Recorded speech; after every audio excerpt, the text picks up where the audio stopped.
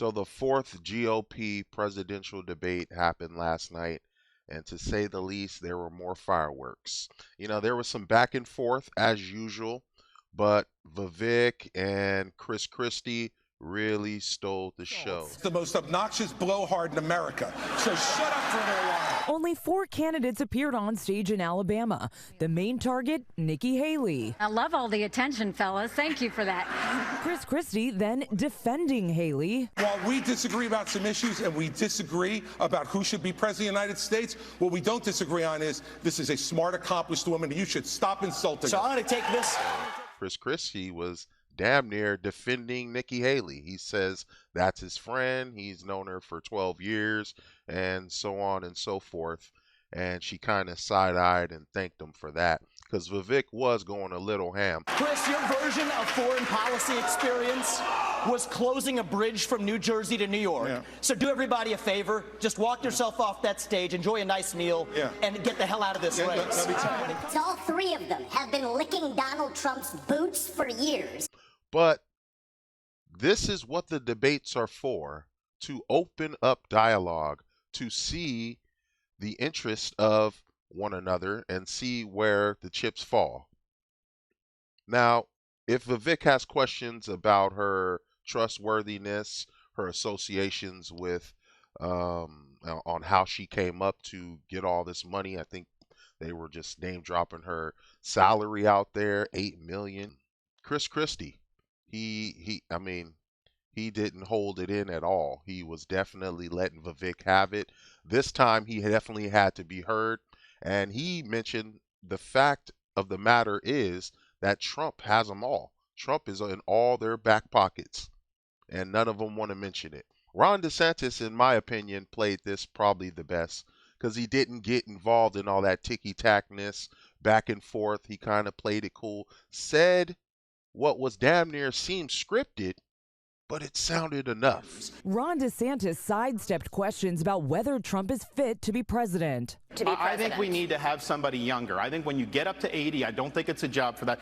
Vivek, you're going a little bit off the handles now. I did favor Vivek, but he has to kind of change his approach a little bit now. I'm still somewhat team Vivek, but like I said, he has to change his approach. I understand what he's trying to do. To me personally, I think he talks a little bit too much, and you don't have to prove to everybody that, bro, you're the smartest guy in the room every single time. It's kind of annoying. We know you're smart. We know you ran your company. We know you're worth hundreds of millions of dollars.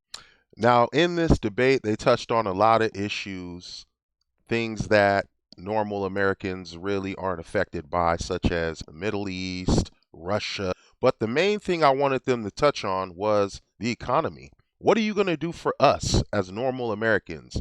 The housing, the homelessness, the food prices. There are many things that they could have touched on to somewhat win other people's vote that wouldn't otherwise listen to them. So they failed at that, going back and forth, eating each other up. That's what they do. This is who they are. We cannot trust any of them. Christie probably seemed like the most sanctimonious guy here. He seemed like the most average, down-to-earth guy you see walking down the street, little bit overweight. That has no bearing on whether this man could lead.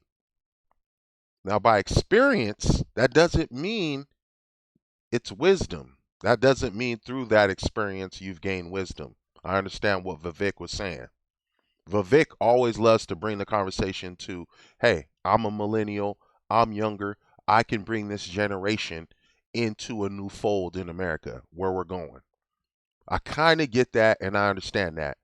Nikki Haley, it seems like to me she would get bum rushed. She was just sitting there all stoic.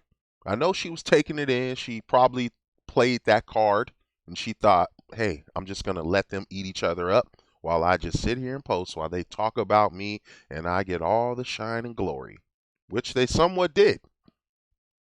But I don't think in other reflectors, you can kind of see that she can be kind of bullied. She can be walked over. She can be pressed. and you know it's eating her up. You could tell by her face. She might be smiling, but she's being eaten up inside for sure. Anyway, I wanted to touch on that debate because once again, what are they going to do for you? Just remember that. Did they mention anything that they were going to all these other countries and stuff that where we got our hands in, but we need to keep it here, man. Solve these problems. Solve these rent crisis. Holla.